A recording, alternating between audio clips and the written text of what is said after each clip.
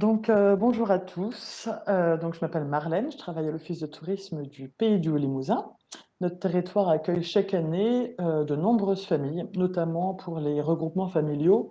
Le Pays du Haut-Limousin étant en fait au centre de la France et traversé par des axes routiers importants, la 20, la nationale 145 et 147. Du coup, le territoire est vraiment propice à tout ce qui est regroupements familiaux. Et on imagine que ça va être d'autant plus vrai, cette année, du confinement. Voilà, on imagine que les Français n'auront qu'une envie, c'est de se retrouver en famille et du coup, pourquoi pas chez nous? Alors en fait, je vais vous présenter là la clientèle des familles, ses caractéristiques, son fonctionnement. Il faut savoir que les familles du coup sont composées, de couples, avec en général entre un et 3 enfants et que ce sont de plus en plus des familles recomposées. C'est une clientèle qui est présente, pendant les longs week-ends de printemps et également, majoritairement pendant les vacances de printemps et les vacances de l'été, entre, là 1 et 2 semaines de séjour. Que c'est une clientèle également qui ne prévoit pas toujours beaucoup son séjour à l'avance, et qui est très, très sensible aux attentions qui sont portées à leurs enfants. Si je devais dresser un portrait type, en fait, des familles, je dirais que le choix de la destination se fait autour d'une discussion en famille, avec donc tous les membres de la famille et qu'ensuite, souvent, c'est la mère de famille, qui donc choisit l'hébergement, qui vient réserver à peu près 3 mois à l'avance et qui organise le contenu des vacances. Souvent, ces familles sont des gens donc qui connaissent pas vraiment le territoire et qui vont être donc à la recherche d'informations, pour pouvoir ensuite découvrir, leur lieu de vacances. J'ai l'impression qu'il y a un petit bug. Est-ce que c'est toujours bon? Vous m'entendez toujours tous? Oui, Oui? D'accord, parfait. oui, oui. Hem, alors quelles sont donc les attentes de ces familles? Il y a des attentes qui sont vraiment propres à la clientèle familiale. Tout d'abord, c'est une clientèle qui recherche un lieu sécurisé, voire clôturé, avec un niveau de confort et d'équipement assez important et des activités à pratiquer sur place, et à proximité vraiment directe. Ils recherchent en priorité des activités à faire enfants et à faire aussi avec leurs enfants, dans la grande majorité gratuite, quelques-unes payantes pendant leur séjour, mais vraiment une majorité gratuite. Ce que veulent avant tout les familles, c'est profiter des vacances pour que ce soit un moment de détente en famille, pour couper du quotidien et se ressourcer. On sait aussi que souvent les couples, ne sont pas en reste de pouvoir éventuellement s'octroyer un petit moment uniquement en couple, sans les enfants, pour, profiter un petit peu de ce moment à 2, pendant leur pause, vacances dans l'année. Enfin, du coup, ça paraît tout bête, mais si vous êtes au contact de la clientèle, donc si vous avez une chambre d'hôte ou un meublé et que votre hébergement est vraiment tout proche de ce meublé, il faut être vraiment conscient de ce qu'implique, du coup, l'accueil des familles. Heu, C'est-à-dire qu'on attire on peut enfin, il faut pas, à mon sens, attirer une famille juste pour remplir son hébergement.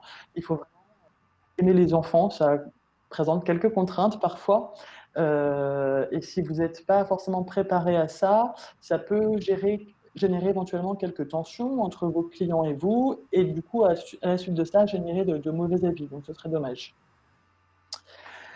Heu, Ensuite en termes d'équipement, donc il y a plein de petites choses qui sont facilement, aménageables ou faisables, que vous pouvez du coup, mettre en place dans votre hébergement pour, répondre au mieux aux attentes des familles. Tout d'abord, si vous avez un hébergement doté, de au minimum 2 chambres, voire même 3, du coup, à partir de là, vous pouvez espérer donc attirer une clientèle familiale. D'autant plus si vous avez, une, suite parentale, c'est-à-dire 2 chambres qui communiquent par le biais d'une porte ou alors une chambre parentale soit très grande, dans laquelle on puisse mettre un lit bébé. Ça, du coup, c'est le type d'organisation, de pièces qui correspond vraiment aux attentes. Ensuite, on vous conseille de mettre à disposition un local qui soit fermé, type, garage ou grange, pour pouvoir y laisser, une poussette, un vélo, ce genre de choses.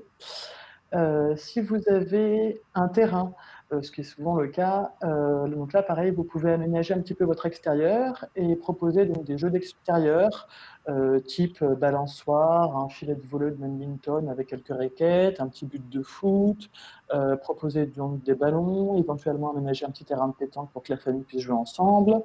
Si vous avez, une piscine, là, du coup, bien sûr, prévoyez, une sécurité vis-à-vis de la piscine, mais ça, c'est obligatoire.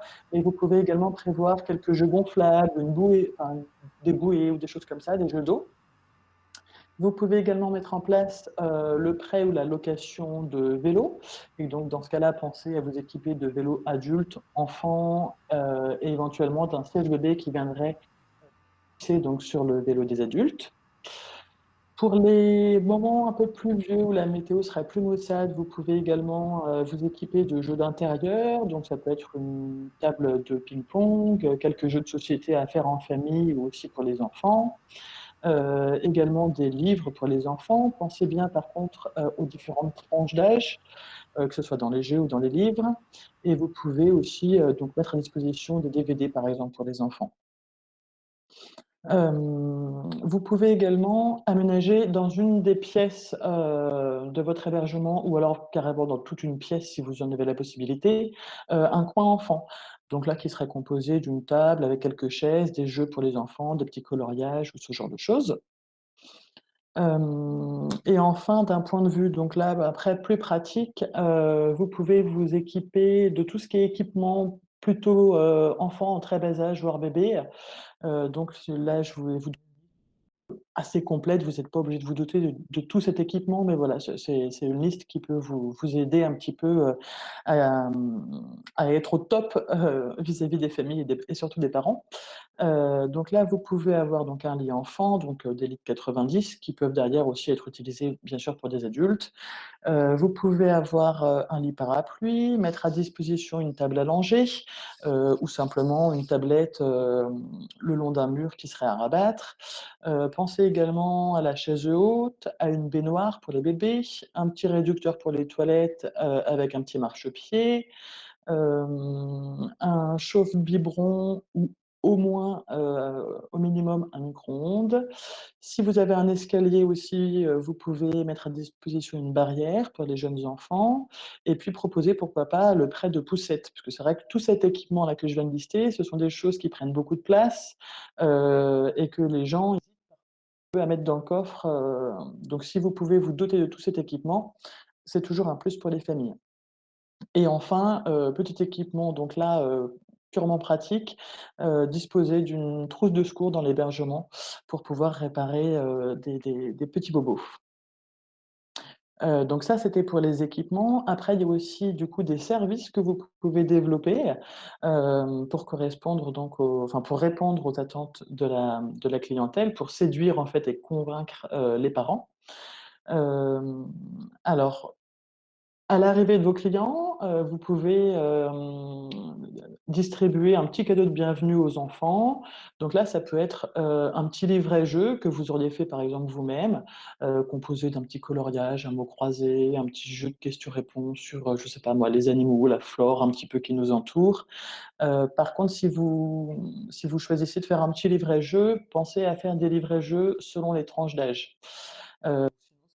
Tout simplement, un petit cadeau, heu, fait à partir d'artisanat local. Voilà, il y a plein de choses qui sont faites, dans le coin auprès d'artisans. Si vous voulez quelques idées, vous pourrez me contacter par la suite. Il y a par exemple, je sais pas moi, il y a une dame qui fait des savons, qui fait des formes un petit peu enfantines. Ça peut être un petit jouet en bois, une petite toupie, enfin voilà, un petit quelque chose qui serait fabriqué localement. Ensuite, si vous avez un meublé, pensez à mettre à disposition de votre clientèle la location de linge de maison. Parce que ça, c'est vrai que quand les clients doivent apporter tout ce qui est, linge de lit et également, linge de bain, ça fait vraiment du volume. Donc ça, c'est un petit service aussi que vous pouvez développer, et qui va vraiment aider cette clientèle. Et si vous êtes en chambre d'hôte, vous pouvez proposer également l'accès à votre machine à laver personnelle, pour faciliter en fait le séjour de vos clients. Enfin, ayez bien en tête que quand vous vous adressez à une clientèle familiale, vous vous adressez du coup, en priorité aux parents et que c'est une génération qui est très sensible aux éco-gestes. Tout ce qui est du coup très sélectif, économie d'eau, d'énergie, consommation de produits locaux, c'est quelque chose qui les sur lequel ils sont vraiment très attentifs, donc soyez-le aussi. Et également penser à proposer du Wi-Fi. On sait qu'une famille, qui a des ados, s'il y a pas de Wi-Fi dans l'hébergement, ils viendront pas chez vous. Ah, c'est vraiment un critère, ultra important pour une famille avec des ados.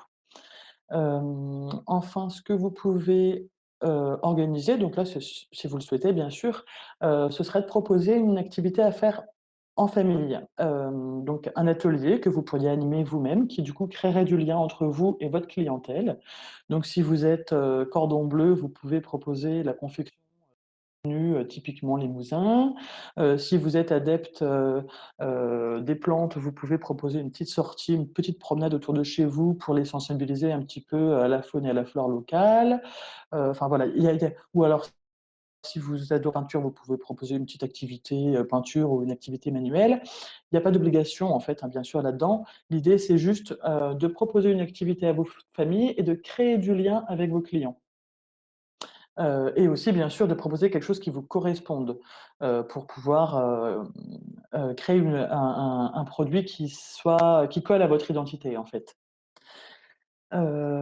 Également, si vous êtes, propriétaire d'une chambre d'hôte, alors dans ce cas-là, vous proposez le petit déjeuner, et bien, ce qui serait souhaitable, ce serait de proposer un tarif enfant pour le petit déjeuner, et si vous proposez la table d'hôte, pareil, proposez un menu adapté aux enfants avec un tarif également, adapté à ce menu.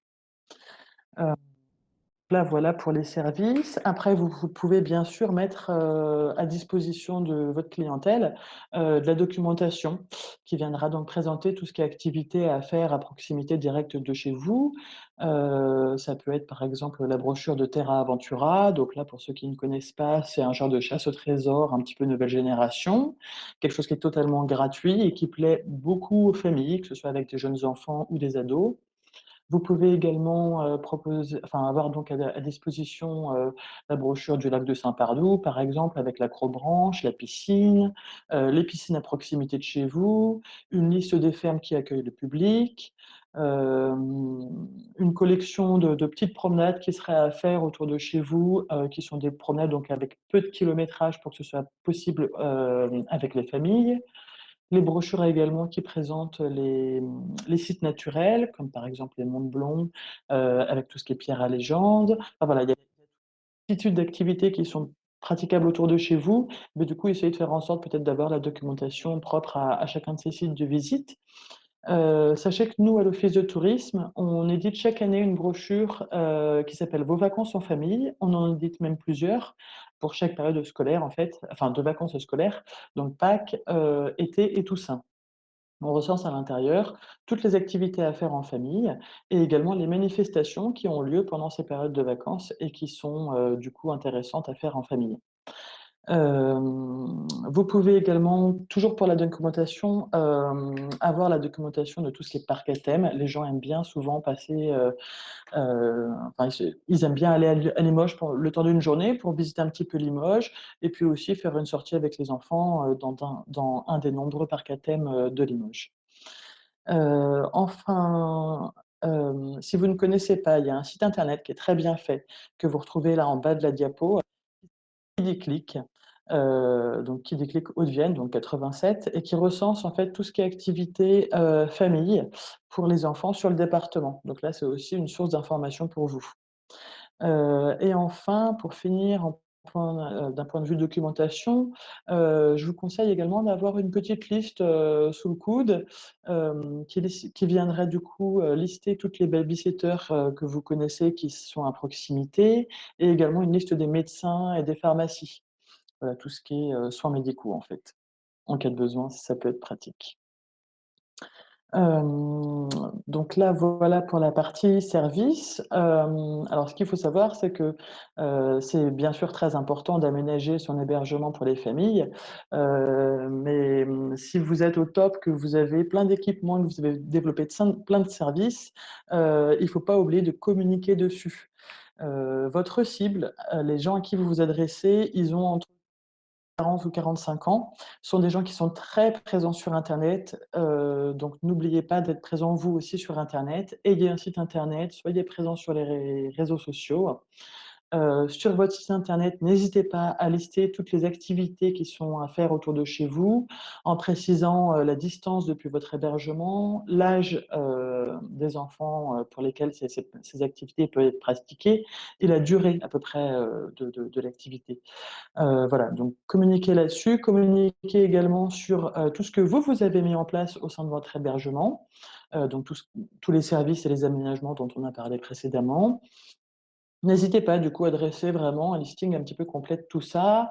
Mettez aussi en scène des familles, prenez des photos et diffusez du coup ces photos pour que les gens puissent, s'identifier en fait, et et et se voient déjà chez vous, même s'ils sont encore chez eux.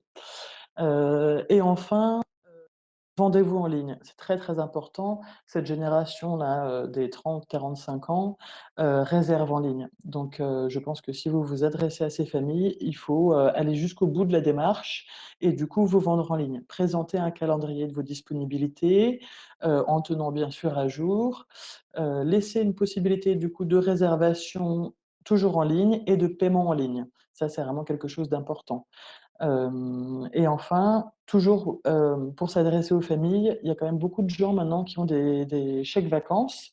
Donc, si vous pouvez accepter le paiement en chèque vacances, ce serait vraiment l'idéal. Sachez que si vous êtes un meublé, classé, alors dans ce cas-là, vous pouvez être affilié automatiquement, à l'ANCV, donc l'Agence nationale des chèques vacances. Ça, c'est vraiment un plus, du coup, quand on s'adresse aux familles. Et donc, pour finir donc sur cette clientèle-là, vraiment des 30-40 ans, c'est une clientèle donc qui est très présente, sur les réseaux sociaux, sur internet et qui accorde beaucoup d'importance aux avis clients. Donc vous, pour répondre à ce besoin, vous pouvez être présent sur, TripAdvisor. Vous l'êtes peut-être déjà d'ailleurs, donc je vous invite à aller vérifier. Et si vous n'en avez pas encore, vous pouvez créer une fiche, Google My Business.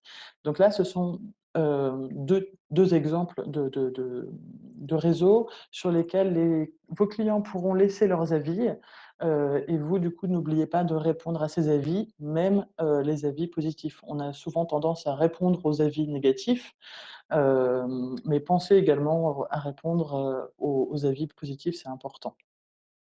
Voilà, du coup, en termes de communication. Une fois, du coup, que vous aurez mis tout ça en place, ou en tout cas une partie, si vous voulez aller, plus loin dans les démarches, vous pouvez aller, du coup, jusqu'à la qualification. Il existe, 2 principaux labels, heu, pour, les familles, en France. Ce sont donc les labels Famille Plus et Qualifamille qui viendront donc, asseoir la crédibilité de votre, positionnement. Donc là, voilà, c'est pas obligatoire bien sûr, c'est quelque chose que vous pouvez faire en plus si vous le souhaitez. Voilà du coup pour la présentation de la clientèle, des familles. Si vous avez des questions, donc je vous invite à me contacter par l'adresse mail qui est indiquée en bas de la diapo, et aussi à consulter notre site internet, tourisme-limousin.com, sur lequel vous pourrez, trouver tous les renseignements du territoire.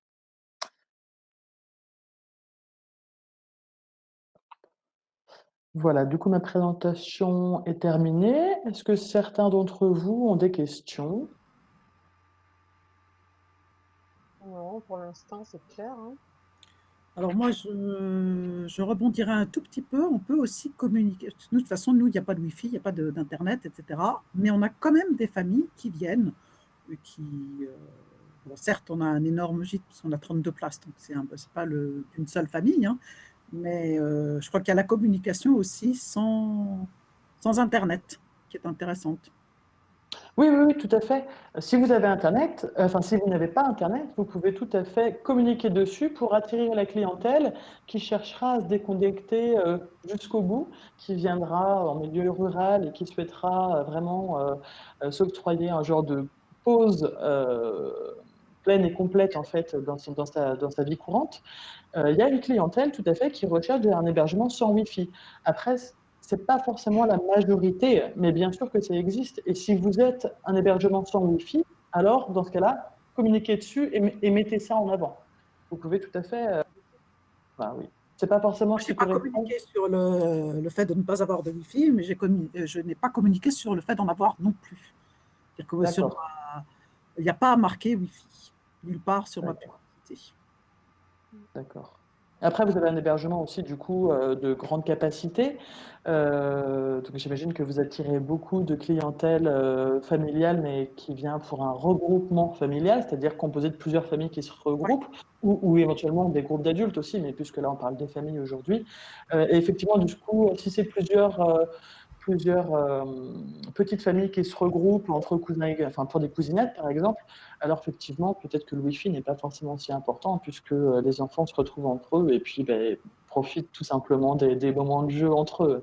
C'est tout à fait Exactement. possible également.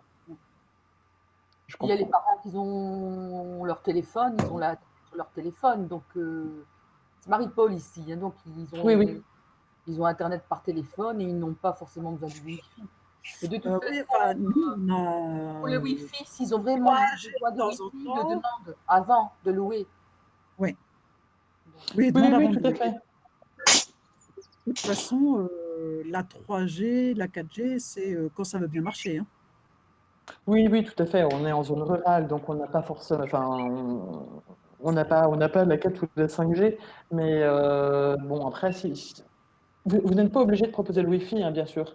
C'est juste un plus, en fait. C'est que c'est un plus. Après, vous n'êtes pas. Là, j'ai présenté en fait une liste relativement exhaustive de tout ce qui peut se faire. Vous pouvez bien sûr piocher certains de ces éléments en choisissant d'en laisser d'autres de côté. Il y a absolument aucun souci, hein. Il n'y a rien d'obligatoire dans ce que j'ai présenté auparavant. Effectivement, on peut tout à fait également faire sans Wi-Fi aussi. Est-ce que certains d'entre vous ont un retour d'expérience qu'ils souhaitent partager? Question? c'est Marie-Paul ici. Moi, je dirais qu'il y a tout. Il y a des familles avec des enfants qui sont bien élevés. Il y a des familles avec des enfants qui sont très énervés. Il y a des familles avec des enfants qui cassent. Voilà, il y a des familles avec des enfants qui sont pas du tout respectueux, qui viennent chez vous, qui rentrent. Donc voilà, quand on reçoit des familles, on reçoit un peu de tout et il faut s'adapter. Oui, tout à fait. Je vous remercie de votre commentaire. C'est un petit peu ce que j'ai essayé d'expliquer tout à l'heure.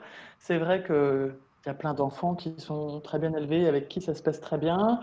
Il y en a d'autres qui vont être éventuellement un peu plus turbulents. Et c'est vrai que du coup, si on attire une clientèle familiale juste pour remplir son hébergement, eh bien, on peut des fois être un peu désappointé par ce qui se passe. Alors bien sûr qu'on espère que les clients seront respectueux et qu'il n'y aura pas de soucis.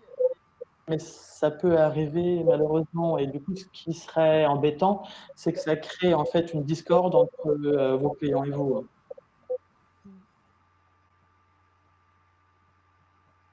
Donc c'est vrai que du coup, quand on est voilà, il y a des gens qui aiment particulièrement beaucoup les enfants, d'autres un peu moins. C'est vrai que si vous faites partie des gens qui aiment bien les enfants, mais plutôt un peu de loin, alors dans ce cas-là, je ne conseille pas forcément d'aller vers ce type de clientèle.